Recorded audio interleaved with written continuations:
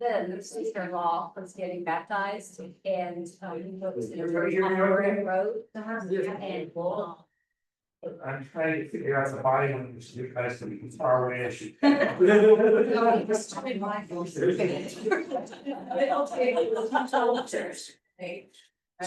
So I have very some things for you, but fine, on schedule. Today's day talks about the end of the Reformation.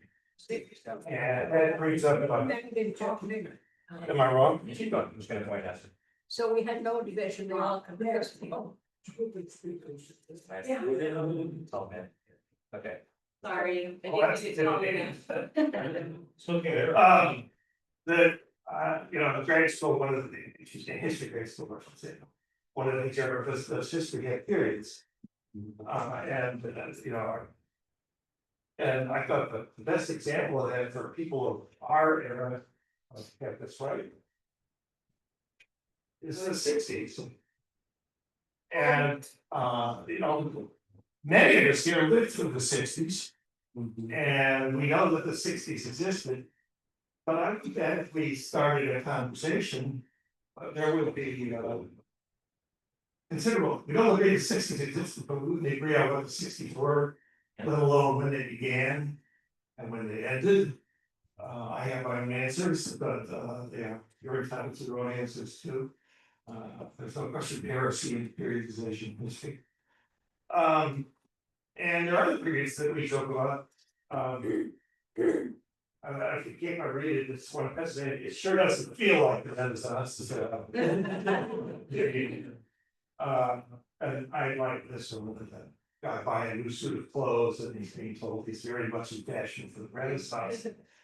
And so again, I want to make the distinction, and talking about the end of the Reformation as a historical period, that's what I'm here to talk about. And the end of the Reformation as the process. And the short answer is the Reformation didn't end, it hasn't ended, especially if you hold the idea that the church is always reforming. Think of the changes that have happened more recently in, I suppose, the most obvious one in the case of England is the rise of the Methodist Church, which is a spin-off of the Anglican Church, but it's very different, as you all know.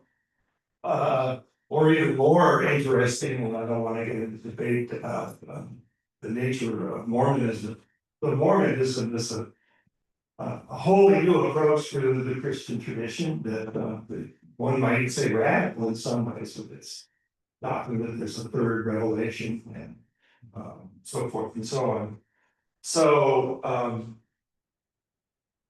and then even in terms of scholarship, there's been a revolution that started in the 19th century called the historical Jesus movement, where modern historical research techniques have been applied to such questions as, well, the virgin birth or the resurrection, what historical evidence is supposed to, what faith particularly have. And in all those ways, the church continues to reform and require it. But in the sense of history, in the sense of a period like the 60s, the Reformation did end, no doubt about that. And if you remember your high school, well, maybe you didn't have history high school, but if you had a high school history textbook, well, the chapter about the Reformation was followed by the chapter about the Age of Reason. And so our question is, and of course, like all periods, I have one more cartoon here for you. The Age of Reason for me. It's another dubious, it's a useful idiom, but we know better than to take it too seriously. But it is clear that by the late 17th century, the divisive religious debate and the wars of religion were drawing to a close. And in an intellectual way of looking at it, a cultural way of looking at it, the irony is that the Reformation had engendered a new reconsideration of skepticism as a form of philosophical thought.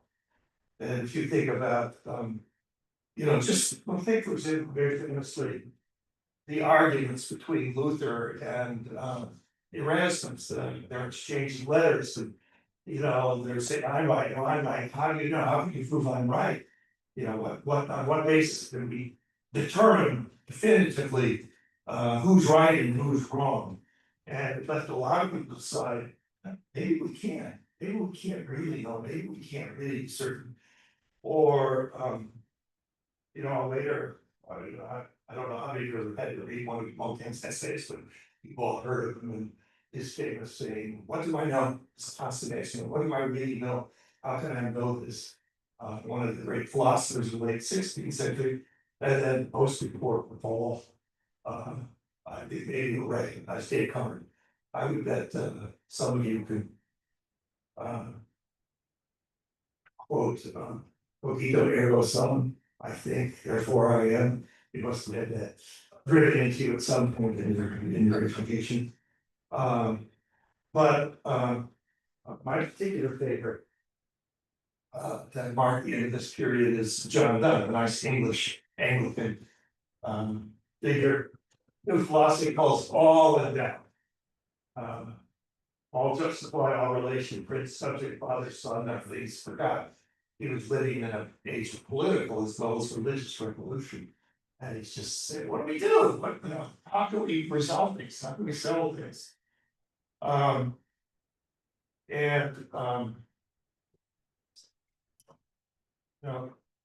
That's when Reformation, when there was such doubt and such a search for a new certainty, and the emphasis for society at large shifted from religion to other things, and a new certainty was gradually developed.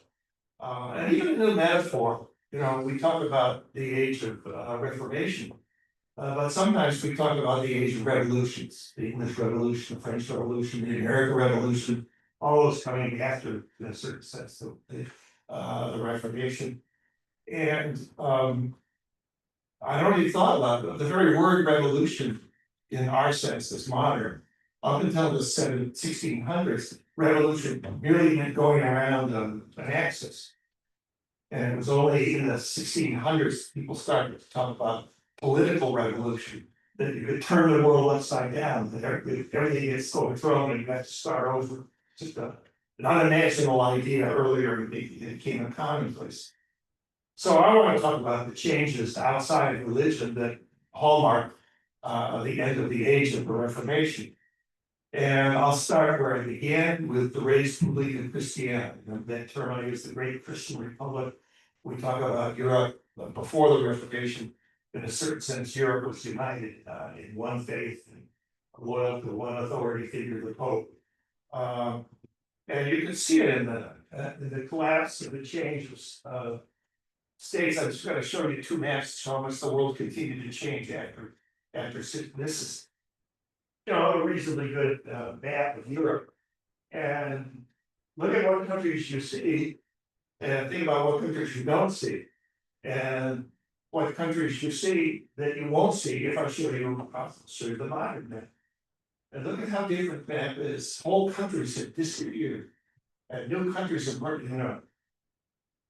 Here, there's no Germany and there's no Italy. Here, there's Germany and Italy. Here, the biggest state in Europe is Poland. For a century, Poland didn't even exist, and now we've got all this territory divided between Ukraine and Belarus and Lithuania and Poland. So there's political revolution, and in that sense, the race for people was finished because sovereignty, the political order was no longer a gift from God. I'm gonna make the point another way. This is the kind of document that I used to read as part of my job. And I don't know whether I should have gotten a bigger picture, but if you see, this is actually the Edict of Nantes. I mentioned the Edict of Nantes as this document that they believe to be a class in France. And this is an ordinance from the king. And it's this already was already on la cross de Dieu by the falls. And that's what I want you to see. How is the state created? How is it the word again? It's given by God. Henry, by the grace of God, is king of France. And a little more than 2 centuries, a little less than 2 centuries later, people decided the grace of God just wasn't doing it anymore. This is the execution of Louis XVI. Henry IV sentence. And being king of France didn't do you a lot of good. In the modern world, and you remember we get actually showing the same scene for the execution of the King of England. And instead, we have a new basis for Serbia's one that we're very proud of. This you'll all recognize that, you know. Again, I'll just read you the read line to make the point. When in the course of human events it becomes necessary for one people to dissolve the political bonds which have connected them with another, and to affect among the powers of the earth the separate and equal station to which the laws of nature and nature's God entitled. That's the new basis of the laws of nature. Nature's God, but the laws of nature. And so I wanted to think of it first. I was trying to look for a flag that would have been flying somewhere in Europe around 1400 for the race for Liga Christiana. This is the best one I could come up with. This is the Crusader flag. At least in legend, this is thought to be the flag the United Armies of Christendom used as they were conquering the Holy Land during the First Crusade. And this, if you don't recognize it, is the flag, I think the modern flag of Europe. And you see it everywhere if you travel in Europe. And it's a powerful symbol of the unification of Europe. The interesting thing, it's worth noting that, when they decided in the late 40s that Europe needed a flag, there were a lot of proposals, and many of them had some kind of cross in it. Virtually every European country has a cross in its flag. But they decided for Europe, so even though Europe was a Christian once, that they wouldn't use the cross, that was too divisive. And so they came up with a circle of stars. If it makes you feel any better, there are only 12 stars. And they chose 12 because it did have kind of magical or even mystical and even Christian symbolism. But Europe is no longer the race of Liga Christiana. But politics is the least of it. It's the other changes that we need to think about. Here is the scientific revolution. And the old medieval notion of this is the Christian cosmos with the earth at the center, and then the heavens, and then there's God in heaven overlooking it all. And this is the modern cosmos as we understand it. That little dot right in the middle is our sun, and this is the whole extent of the universe as far as we can see. And just think what a different model of the world, how different we have sense of where we are in God's creation now than where we did when we were the very center of the creation. Go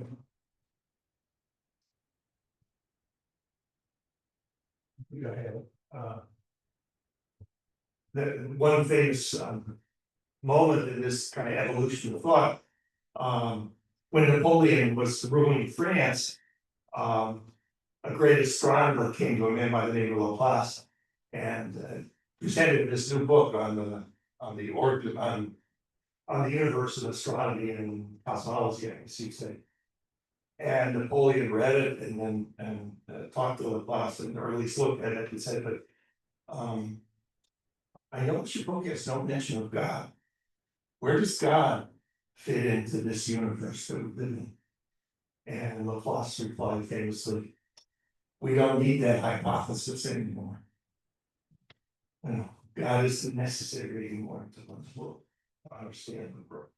Now, he may have been right or he may have been wrong, but it certainly symbolizes that something's changed. You can't imagine somebody in 1400 saying we don't need God to explain the world.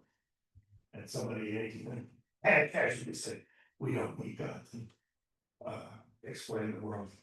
So here we come to cliches. This is from Alexander Pope, writing after Newton's Principia had been published, the sort of culminated scientific revolution. I would bet maybe you've heard these lines before. Nature's law lay hid at night. God said, let Newton be, and all was light. Isn't that a great line? Yeah.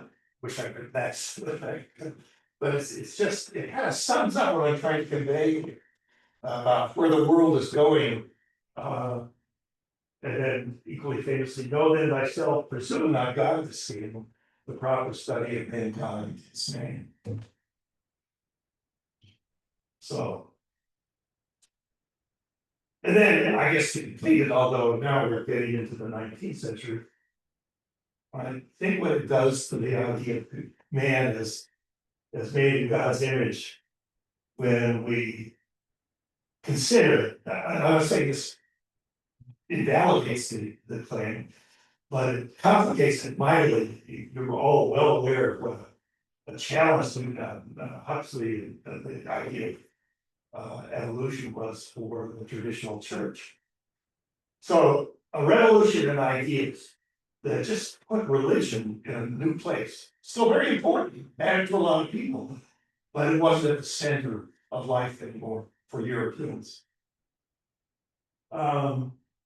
Other changes, I didn't know what picture to bring in to illustrate the Industrial Revolution.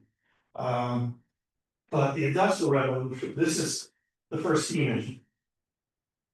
Or the first useful steam engine. There had been steam engines before, but this actually worked as a pump. Just think of how much our lives are changed by modern power. You know, horses are a unit of measurement now than a source of power. We talk about horsepower, but we don't get 300 horses under the hood of our cars. In a lot of ways, the Industrial Revolution was the most important revolution in human history since the Agricultural Revolution. But about 10,000 BC, it changed the world in every way that we just take for granted. The prosperity we enjoyed, the longevity we experienced, the relative safety in which we live. You know, we no longer explain disease as the punishment of God. We no longer look to witchcraft to solve our problems with duos. And yeah, times we cross our fingers.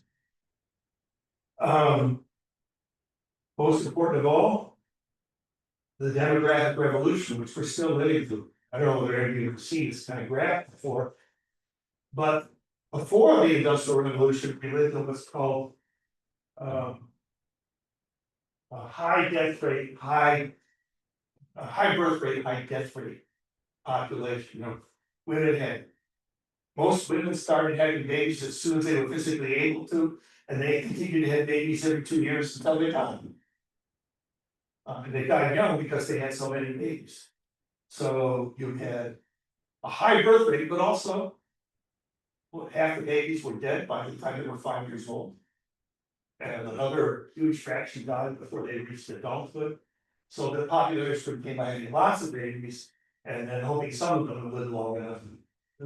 Then, in the 19th century, the world changed. Things you don't even think about. Brass bedsteads. Before the 19th century, most people slept on the floor. They didn't have a bed. That was a luxury they couldn't afford. And just having women give birth off the floor saved an incredible number of lives. And then sheets, cotton sheets. Once the industry started using cotton sheets, clean bedding saved innumerable lives. And suddenly, more babies were born, but they were living longer too. And what happens is you have this, can you see there? So the death rate, the black line goes down, people don't die as much. But for at least 1 or 2 generations, continue to have lots of babies, even though they're not going to die at the same rate. And that produces a population explosion, what we call a population explosion. I know that my grandmother and my grandfather on my father's side were both one of 14 children. I'm lucky they were Latinos, so they had to come to America to survive. The more evangelists had to stay in Poland, God knows what.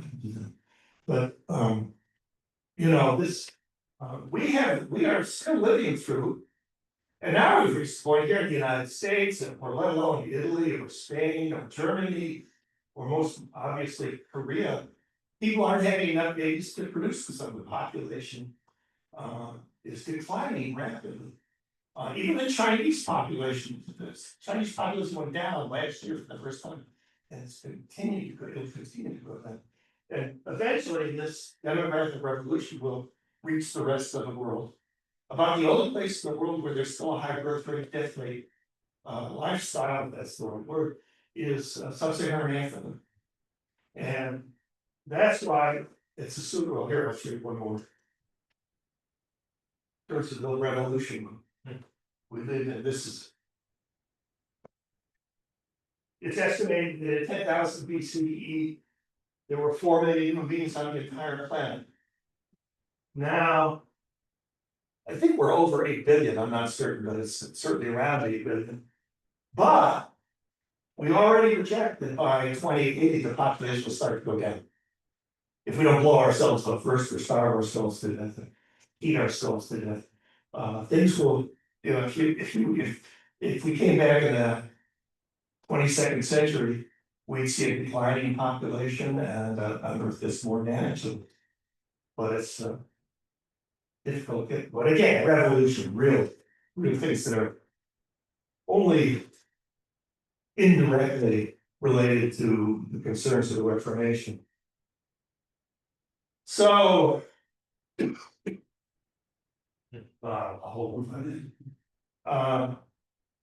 Luther and his fellow reformers, the age of Reformation, they may or may not have been the most important reformers in human history. And some people would argue that St. Paul is the most important reformer in human history. But whether or not Luther and Loyola and the popes of the Council of Trent and Calvin were the most important reformers, and whether or not the Protestant Reformation, Revolution, if you prefer, is the most important Reformation. It is true in a certain sense that they were the most timely Reformation. The church entered into this crisis just as this other revolution was occurring. It was going to take God out of the center of man's understanding and put nature and nature's God at best in it. From a certain point, you all know the old joke about moving chairs around the deck chairs around the Titanic. And to some extent, that's what Luther, they didn't know it, but that's what Luther and Calvin and all these people were doing, was they were trying to reorganize Christianity just to the point where the greatest challenge Christianity received was about to be upon them. And they ironically, or maybe even tragically, they paved the way for the decline of religion as a center force in European civilization. You know, as historians, we can say, oh, that's a good example of the law of unintended consequences. You do one thing trying to accomplish something, and instead you inadvertently cause something else. And but they wouldn't, I don't think, if we get Luther and Calvin and Loyola, they would say, oh, gee, this is unexpected. They would say this is a tragedy. The other metaphors from migrate from Vietnam War, we had to destroy the village in order to save them. In a certain sense, they destroyed Christendom. They may have revitalized Christianity. We live in a period of tremendous vitality, but we're no longer at the center of life for our society or our world, which leads me to something that I hope you will appreciate. It's intended just for the fun of it. I was trying to think of something modern that sort of epitomizes true communion, people coming together and share experience that is sacred to them in some sense. And, and this is what I came up with. I don't know how again. What do I say to make it? Yeah. I'd like to buy the world go home. I have wish anyone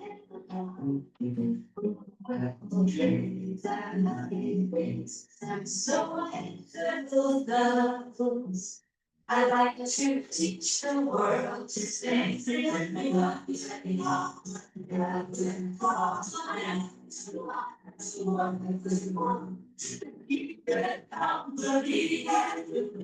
I always need the world of same was there.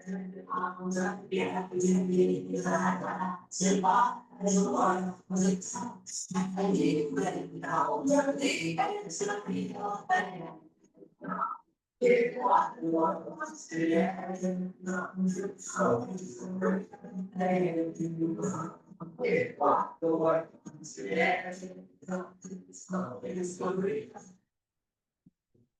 So, next thing. Hi. This is so bad. Yes, I do know that this was used at the end of the Mad, if you've seen Mad, I know that's it close with. Captures the cynicism nicely, but I must say, I don't know, I assume you've all seen this ad before. Is there anybody ever seen this ad before? You've all, it's just ubiquitous. And the first time I saw it, I happened to be in, it came out in 1982, and I was living in France at the time. And I saw it in a movie theater, just, your basic movie theater with a good sized audience. And in France at that time, they were already showing commercials before the feature would start. So they played this, and the whole audience, they were so quiet, that they applauded the advertisement. And that's what I want to leave us with in terms of maybe the Reformation ended, but the need for Reformation is more real than ever now. The world, remember some of the protests, which one is the real thing? The world still wants the real thing, and it isn't Coca-Cola, we know that. But that desire is there. And we, the current active adherents of the tradition that is possibly 4,000 years old, from Abraham to Moses to Jesus to us. We have a vital role to play in the continuing Reformation. To help the God we believe in meet that need. And what do we need to do to complete or carry on the Reformation is the question I want to leave. So that's it for me, and I want to give you a discussion question. Earlier I asked, what would you want to change at St. Luke's? But I want to ask you a far more important question. What does Christianity need to change to meet the needs of the modern world? How do we put God back at the center of our concerns? How do we revitalize this tradition that once so well served the world, but somehow, for the moment at least, has lost them? Thank you.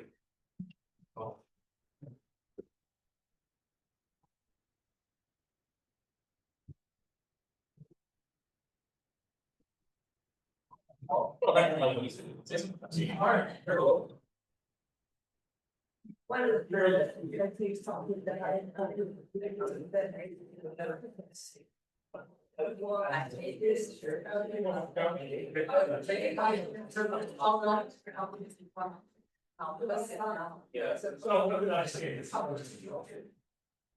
Maybe not, it's hard to see. because he knew that he said, what I was trying to problematic in terms of like belief. He is, was a